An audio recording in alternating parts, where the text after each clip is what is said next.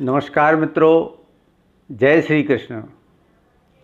आज हम ग्रहारंभ मुहूर्त का शास्त्रीय विवेचन प्रस्तुत करेंगे कि ग्रहारंभ किन स्थितियों में शुभ होता है और किन स्थितियों में अशुभ होता है। क्योंकि जिस घर में हम रहते हैं उस घर में सुख, शांति और समृद्धि का रहना बहुत आवश्यक है। इसीलिए मुहूर्त को अच्छी तरह जांच परख करके ही और विधिवत वास्तु पूजन करके ही उस ग्रह का निर्माण प्रारंभ करना चाहिए। इस संबंध में मुहूर्त गणपति, मुहूर्त चिंतामणि, मुहूर्त कल्पद्रुम इत्यादि जो ग्रंथ हैं, उन ग्रंथों के अनुसार जो सर्वसम्मत शुभ मुहूर्त हैं उनका यहाँ विस्तृत वर्णन करेंगे और अंत में इन शास्त्रीय नियमों के अनुसार जो मुहूर्त शुभ बन रहे हैं उन तारीखों का इस वीडियो में उल्लेख करेंगे। सबसे पहला आता है कि ग्रहारंभ किस समय करना चाहिए। इस संबंध में मुहूर्त चिंतामणि का सूत्र है, मुहूर्त चिंतामणि का श्लोक है। श्लोक कहता है कि ग्रहारंभ के समय में सूर्य, चंद्रमा, बृहस्पति और शुक्र ये बलवान होना चाहिए। यानी कि गुरु और शुक्र और चंद्र ये अस्त भी नहीं होना चाहिए। अस्त के समय पे गृह निर्माण प्रारंभ करने पर उस मकान में रहने वाले को शोक प्राप्त होता है, दुख प्राप्त होता है। इसके पश्चात विभिन्न मासों का फल इस प्रकार है, जैसे कि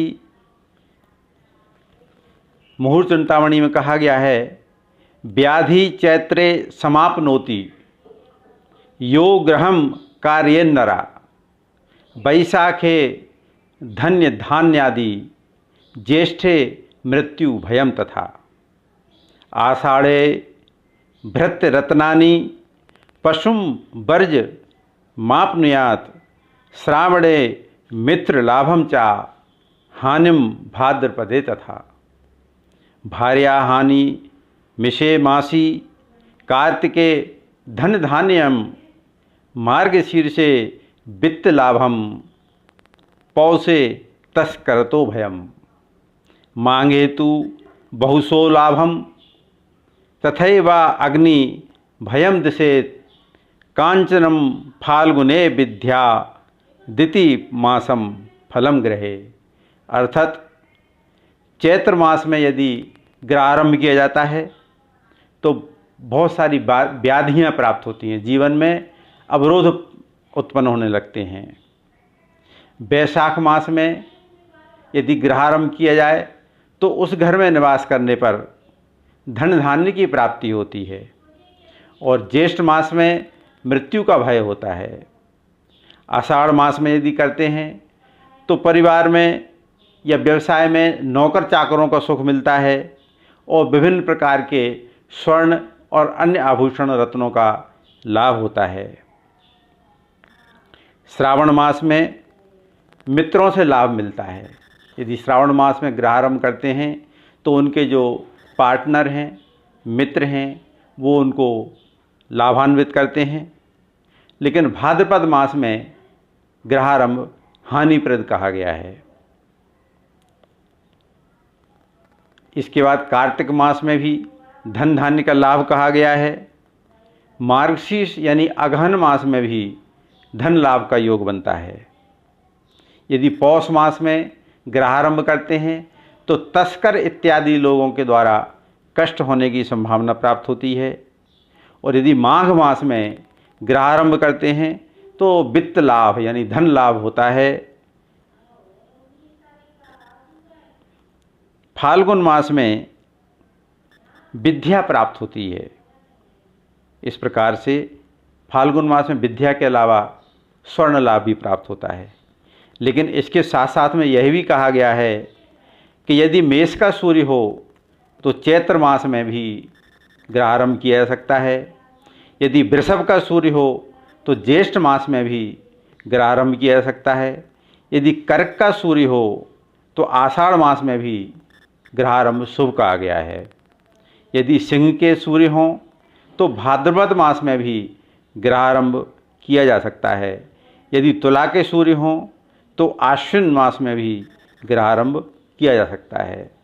वृश्चिक के सूर्य हों तो कार्तिक मास में, मकर के सूर्य हों तो पौष मास में, मकर या कुंभ का रवि हो तो माघ मास में भी ग्रहारंभ शुभ किया गया है। इस प्रकार से हम देखते हैं कि सूर्य की राशि और महीनों के जो नाम हैं उनके दोनों के कॉम्बिनेशन से जो समय निकलता है वह समय ग्रहारंभ के लिए शुभ है। प्रस्तुत आगे चल के जो मुहूर्त बताए जा रहे हैं उनमें सूर्य की राशि और मासों को दोनों को सम्मिलित करके जो शुभ समय है उसको निश्चित किया गया है। अब आगे बात करते हैं वारों की। तो ग्रहारंभ से लेकर के अन्य जो भी शुभ मुहूर्त हैं वो शुभ वारों में अच्छे कहे गए हैं। शुभ वार कौन कौन से होते हैं? सबसे पहला चंद्रवार यानी कि सोमवार, दूसरा बुधवार, तीसरा गुरुवार और चौथा शुक्रवार है। ये 4 वार अधिकांश शुभ कार्यों में शुभ कहे गए हैं। इसके बाद में मुहूर्त साधन करते समय जब महीने का निर्धारण हो जाता है, वार का निर्धारण हो जाता है, उसके बाद में पंचांग शुद्धि का नंबर आता है। पंचांग शुद्धि में मंगलवार और रविवार को पूर्णतः त्याग किया जाता है और इसके बाद चतुर्थी, नवमी और चौदस तिथि ये रिक्ता तिथि कहलाती हैं। ये रिक्ता तिथि जो है इनका नाम है, यानी रिक्त करने वाली तिथियां हैं, तो इन तिथियों को भी त्याग किया जाता है। इसके बाद विभिन्न प्रकार के जो पंचक हैं जिसमें धनिष्ठा नक्षत्र से लेकर के और रेवती नक्षत्र तक जो 5 नक्षत्र हैं, इन पंचक नक्षत्रों में भी ग्रहारंभ प्रारंभ नहीं किया जाता है। और इसके बाद लग्न की बात करते हैं। तो जिस समय ग्रहों की जो ग्रह प्रारंभ की जो लग्न है वह लग्न से 12 और 8 स्थान में शुभ ग्रह नहीं होना चाहिए, यानी अशुभ ग्रह हों तो अच्छा है। और 3, 6, 11 भावों में पाप ग्रह हों तो ग्रहारंभ शुभ होता है। इसके अलावा यदि बुध, गुरु और शुक्र केंद्र या त्रिकोण में हों तो वह लग्न में सहस्त्र दोष नाशक सुयोग हो जाता है, यानी हजारों दोष भी यदि उस दिन हैं, उस लग्न में दोष हैं, तो गुरु, बुध या शुक्र के केंद्र त्रिकोण में रहने पर वो सब दोष समाप्त हो जाते हैं, उन दोषों का परिहार हो जाता है। अब नक्षत्रों की बात करते हैं।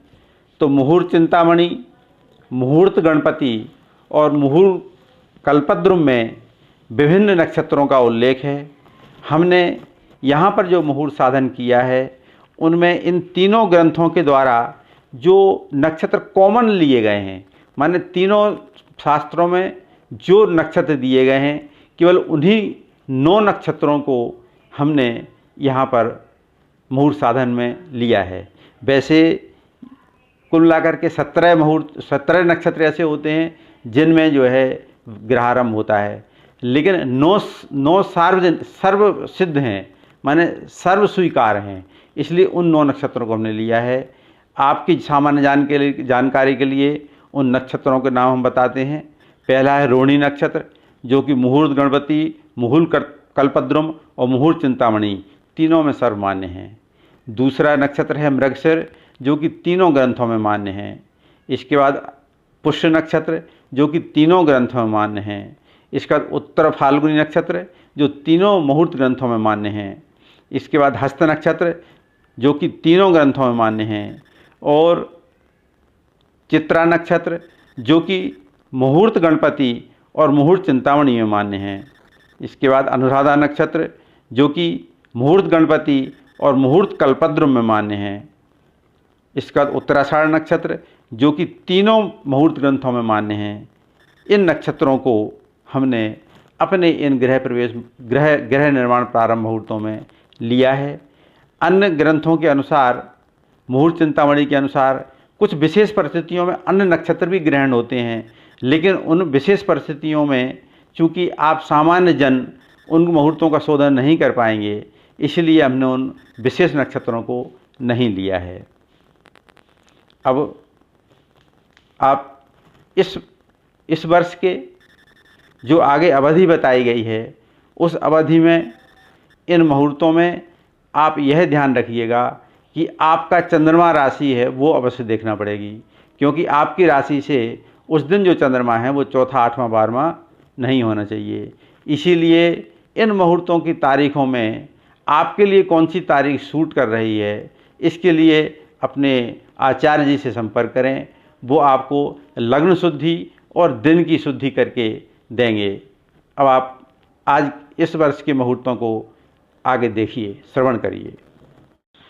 गृह निर्माण मुहूर्त सूत्रों के अनुसार सन 2021 में जनवरी, फरवरी और मार्च में कोई भी शुद्ध मुहूर्त नहीं है। अप्रैल सन 2021 में केवल एक शुभ मुहूर्त है, वो 29 अप्रैल गुरुवार के दिन अनुराधा नक्षत्र में प्रातः सूर्योदय से लेकर के दोपहर में 11:53 के बीच में है। इसके बाद मई 2021 में गृह निर्माण प्रारंभ करने के 3 मुहूर्त हैं। पहला मुहूर्त 21 मई शुक्रवार के दिन उत्तरा फाल्गुनी नक्षत्र में दिन के 3:20 से लेकर के सूर्यास्त काल तक है। दूसरा मुहूर्त अगले दिन 22 मई शनिवार के दिन उत्तरा फाल्गुनी एवं हस्त नक्षत्र में प्रातः सूर्योदय से लेकर के शाम को सूर्यास्त समय तक है। और तीसरा मुहूर्त 24 मई सोमवार के दिन स्वाति नक्षत्र में प्रातः 11:09 से लेकर के शाम को सूर्यास्त समय तक है। इसके बाद जून 2021 में गृह निर्माण के शुद्ध मुहूर्त का अभाव है।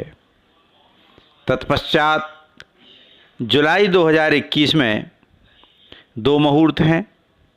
पहला मुहूर्त 17 जुलाई शनिवार को चित्रा नक्षत्र में दिन के 3:42 से लेकर के शाम को सूर्यास्त तक है।